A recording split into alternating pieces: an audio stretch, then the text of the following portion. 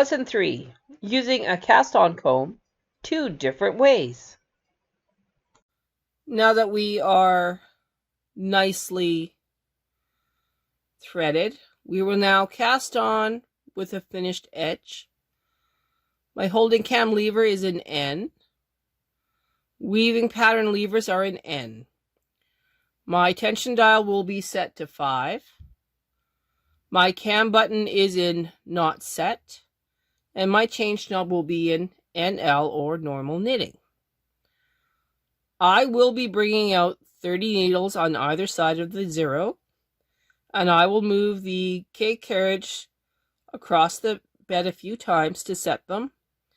And then we will start on number 4, where I move the needles around, and we will actually get a nice finished edge.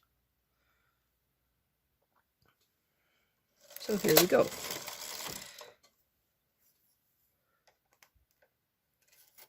Thirty.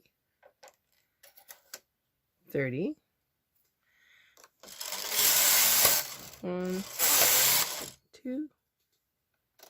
Reset the row counter. Now it says, using the 1x1 needle pusher, take every other needle back to A position.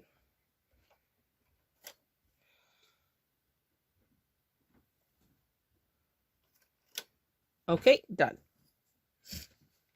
Now it says, open the yarn feeder A by pushing the yarn feeder lever, so it's already an open.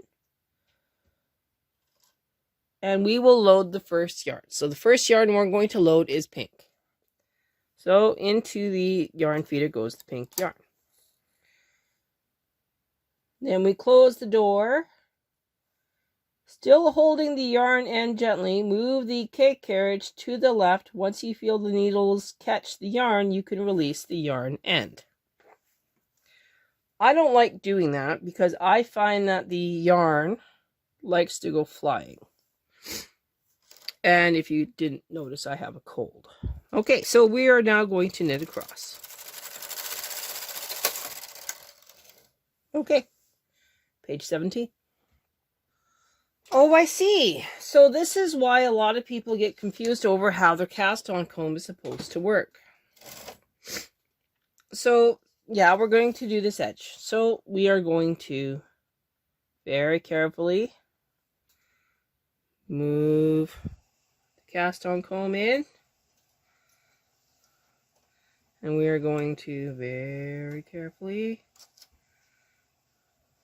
put it on there. Now, because I have my fine knit bar in there, my cast-on comb is going to be very angry. And that's okay, they're pretty resilient. So, teeth go towards the row counter. And you're going to hang it on there. You can now take 2 claw weights.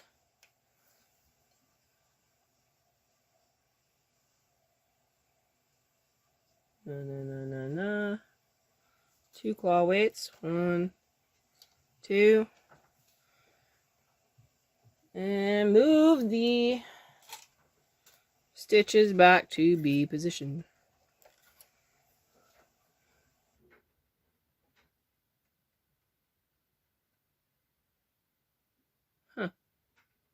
All right. Now it says that you want to hang on to the end here. It's going to get a little bit noisy. Okay. I've kind of seen this one done on some of the other YouTubers, which is okay. It's kind of a finished edge. You know. Let me move it in for you. Okay.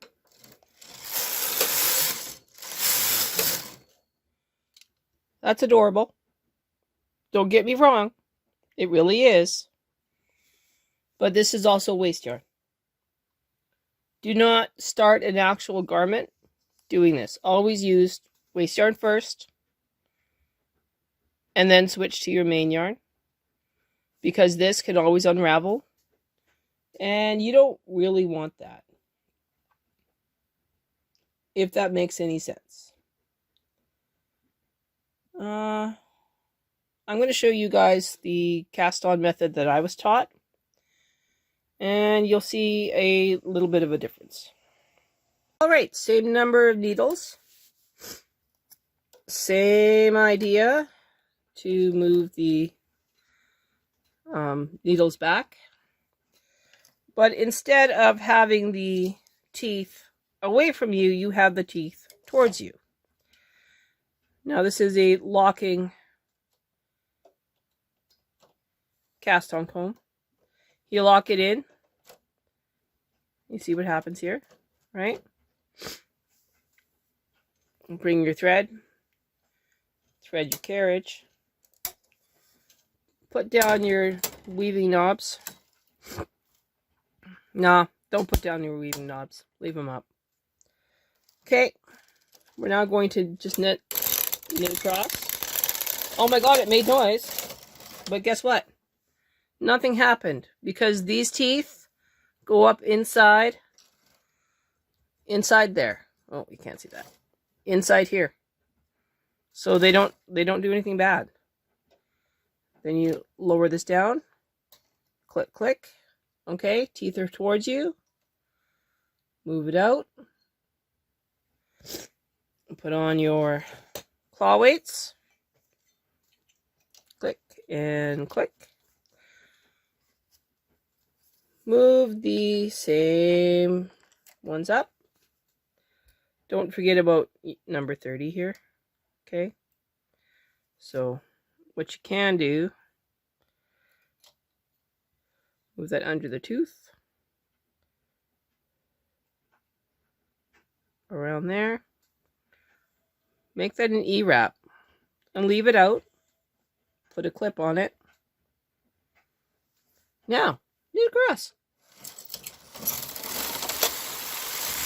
Look at that, same edge.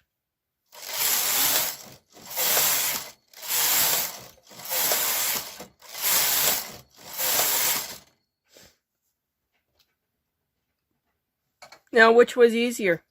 Depends on you. I prefer to have teeth towards me than teeth out. Than teeth back. Because there is a mock rib method where you actually need the teeth towards you in order to pick it up and do the fold over. But I'll explain that in another project. One of these days you guys will see that one. Alright. So we get to talk about the rubber wheels. So, I'll take the yarn out. And you guys can see the underside of my sinker plate here. So one of the things you're going to notice about my sinker plate is it's lacking something. That and that are missing. They're actually sitting in a box. And why are they sitting in a box? Because I don't use them. And I was taught that by my knitting enabler, also known as a grandma. So, your rubber wheels, you engage them when you're doing tuck so that the stitches are held against the gate pegs and they don't fall off of the machine. Okay? So, not engaged, engaged. Literally, my machine works without those very annoying little brushes that constantly grab and tear at my fancy dancy yarns. The only time that I have brushes engaged is for the tuck and weaving ones at the top, which keep the latches keeping where they need to keep, and these little brushes here. Okay? Other than that, I've removed them. I would not suggest removing those brushes until you get really good at knitting. But if you find that they are ripping at your wonderful projects, remove them. You won't have any problems. Next in our book was how to remove your knitting from the machine. A handy dandy little tidbit there. On the sides of your machine are little locks. So I'm going to move my carriage over And I'll move my camera and you can see where those little locks are. So the little lock is right here. There's a little notch. The yarn can go right inside that lock. These are used a lot when you do 2-color tuck or 2-color slip, when you do not have a color changer. If you do have a color changer, then you really don't need to use these. Makes sense? Not really, but you'll get it later. Now that the yarn is out of the carriage and in the end thingy, you will now remove your claw weights, otherwise you will have very sore toes. Put them to the side, take off your clip, and now you will just move your carriage across and remove your knitting. And then the yarn is still attached, so now it can just disassemble, which is what it likes to do. I will now cut my yarn, and we will move on to the next part. Up next, what is a program?